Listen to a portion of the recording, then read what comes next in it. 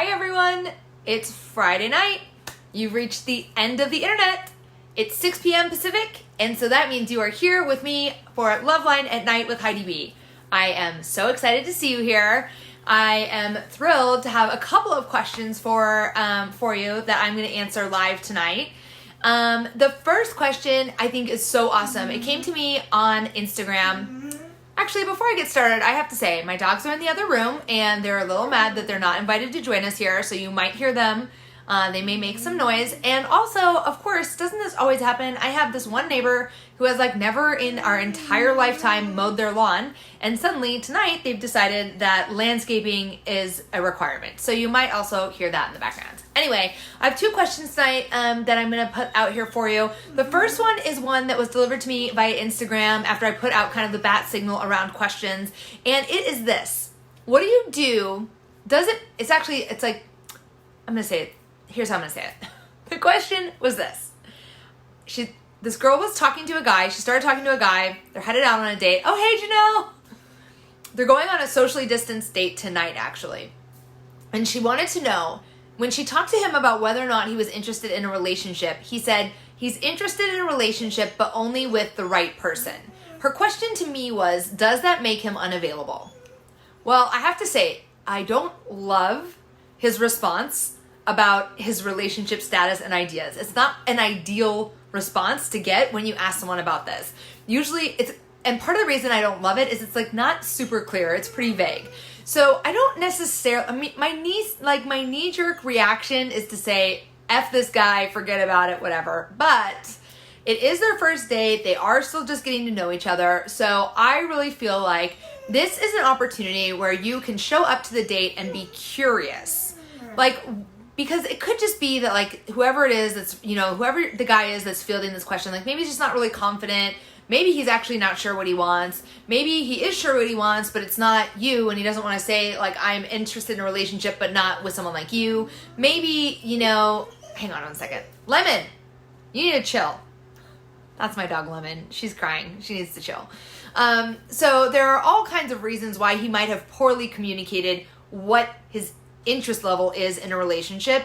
And one of the things I actually really love about dating is that it does give us the opportunity to investigate, gather some information, assess the information we have, and see how compatible we are with one another. So instead of telling this gal that she needed to just bail on this guy, I suggested to her that she use this as an opportunity to be curious. I'll never forget that one time, here's the thing. I always think that I'm a great communicator because I'm super talkative and I want to talk about stuff, I want to process it out loud, all that stuff. But I realized that being a great communicator does not have much to do with being chatty. And so it's possible to be very chatty, very forward, and not be a great communicator. So one time I saw a therapist that suggested to me that instead of talking so much, perhaps I start to get curious. And actually that would be a great way for me to start building intimacy with my partner, who's now my husband.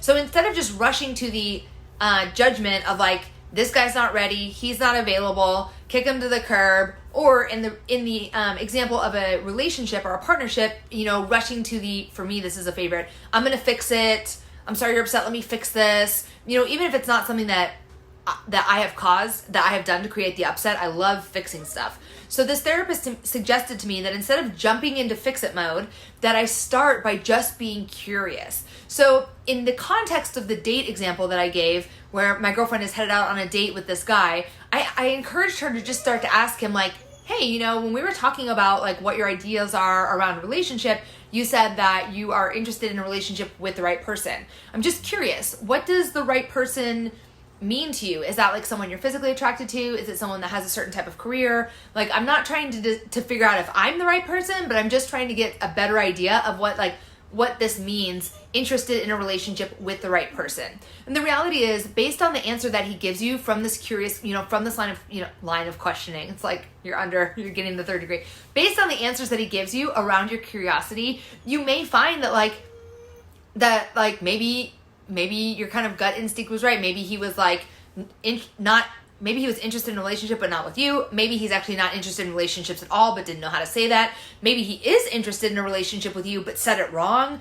Or maybe he's interested in a relationship but he's actually not sure if you're the right person. So there's like a lot of different answers that could come out of just being curious about the question instead of kind of jumping to the knee-jerk reaction of like, no, this guy's not available, he doesn't know what he wants. So that is like, I loved that question so much, and I cannot I just love the concept of curiosity more than ever. I do not come by it naturally. It is not easy for me. I love to get an idea in my brain about what I think is going on and like ride that all the way home.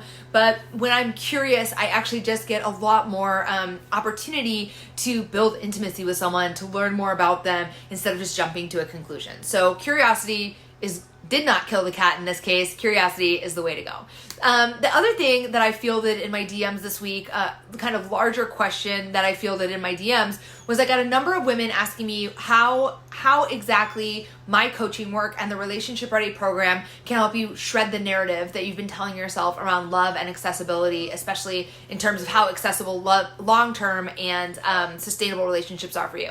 So, of course, I wrote an entire book about it. It took me months and months to do this work, but I want to kind of outline some of it for you all here just to kind of give you a taste of what Heidi B Coaching offers, what the Relationship Ready program is like. So, the first thing that I learned that I needed in order to shred the narrative that I've been telling myself about love and relationships was I needed some space to actually do some work. And so the very first thing I had to do was learn how to set boundaries. Now, I don't come by boundary setting very naturally. I love a good rom-com, and because I grew up on rom-coms with Meg Ryan and Tom Hanks, and I know today not to take them too seriously, I definitely had a distorted understanding and perception of what boundaries look like. Because in every rom-com ever, the protagonist sets a boundary with a guy and then he shows up at her work with flowers, or he comes to a family thing and crashes it by accident, or he gets her out of a jam or whatever, and he basically tramples her boundaries. And so I always thought that if a guy didn't trample my boundaries, he didn't like me, which actually is really the opposite of what's true. Like if somebody can hear a boundary and respect it, that is actually a sign of emotional maturity and emotional availability. So the first thing I had to do was some work around boundaries. Then the next thing I had to do, there's some work in between, but these are the biggest chunks. And if you end up doing the Relationship Ready online course, I have it outlined in 5 modules, which is basically what I'm going to go through. It's basically what I'm going to go through here. Janelle, I think it was Sleepless in Seattle and You've Got Mail. I think it was in both of those movies. So the second module is basically based on this idea of taking an in-depth look at all the relationships that you've had in your life and assessing them along a number of dimensions in order to determine what kind of patterns you've been engaging in for your whole romantic life. And some of these will be things that you already know you always date bad boys. You already know that you always date people who don't live near you. But some of them will be things you don't know. And that is really where the magic happens. When we start to kind of dig a little bit further in to these patterns and see like, wait, how available was I? How long had I been single before I did that? Or how self-centered was this? Or how much of this chaos or drama in this relationship was because I was seeking all this attention, seeking outside of self. So we take a big chunk of time to kind of digest, to create this list of all these relationships, to assess them, to analyze them, and to digest the pieces that we start to pull out as indicative of being a pattern in our relationship lives. Then we also do a lot of work around fear and creating an ideals list for your partner. I talk a lot about the ideals list because I think it's super important for 2 reasons. One, I think it's a great benchmark to go, look, while I was single, I made a list of all the ideals of my person. This is what I want in a person. It's just good because when we get out there and we're dating people and we're looking deeply into their eyes, we can forget what it is that we want because they reach across the table and touch our hand and our list goes out the window, right? So it's important to have this as a benchmark. The other reason that an ideals list is important is because it gives you an opportunity to work toward that yourself. So if on your ideals list you write down that he has to be an outdoorsman and love the mountains, well then girl, you better get your snowboard and your boot bindings on and get up to Mount Hood because you are not going to meet him cruising the mall drinking a Diet Coke, right? So part of this is about learning to lead the kind of life that we aspire to and that we want a partner to aspire to. And then the other thing is that this is really critical for the manifestation and the attraction piece of bringing to us what we desire. So I always talk a little bit about an ideals. We spend some time in an ideals list. Then the next piece of the puzzle is building a girl gang. And in my darkest days of relationship stuff, I never really realized the true value of having a girl gang, having some ride or die women who could be with me through ups and downs. And there's a number of reasons that having a girl gang is great, but one of the biggest ones is having all these ladies cheer you on all the time. It's like that Instagram meme, right? Where it's like, behind every woman is a group of Instagram friends who are cheering her on, saying, you're a star, keep doing what you're doing, right? So it's so important cheerleader-wise to have this group of women with you. But the second reason that's important is that it gives you really female friendships and friendships of the same sex give you such a safe space to start to practice the opposite of some of your patterns. So if you have a pattern of showing up in your romantic relationships in a way that's dishonest, you can start practicing honesty with your girl gang. It gives you a really safe space to start to go like, these are my feelings. I'm pissed off. I'm frustrated. And you start to learn what resilient relationships look like and what reciprocal relationships look like in kind of like a, I don't know, just like in a place where the stakes are lower. And then like, as you move into relationships with romantic partners and the stakes are a little bit higher, it's not your first rodeo coming to someone to say like, I'm angry with you or I'm disappointed in X, right? So really great practice ground.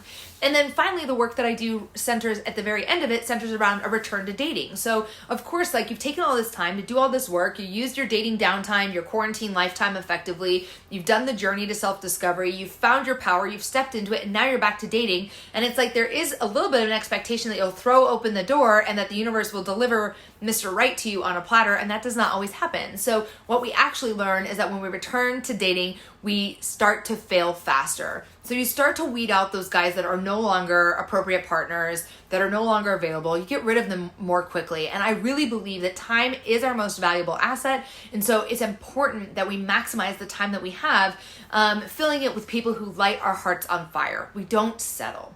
So that's the quick and dirty around the Relationship Ready program. I offer it as one-on-one coaching, and I offer it as a 6-call or 12-call pack, and we can talk about that more if you want to send me a DM if you're interested in going through the work. Otherwise, you can always find me HeidiBcoaching.com. You can pick up the online course. It's a screaming deal right now. Was $99, is $37. You can also always listen to the Relationship Ready with Heidi B podcast. And that's got an awesome rotation of guests that always have something awesome to say and to add to the conversation around stepping into power, knowing self better, the relationship to self and others. So thank you so much for joining me this evening for another Love Line at Night with Heidi B. I will be right here tomorrow, same time, same place. Cannot wait to see you then. All right, talk soon.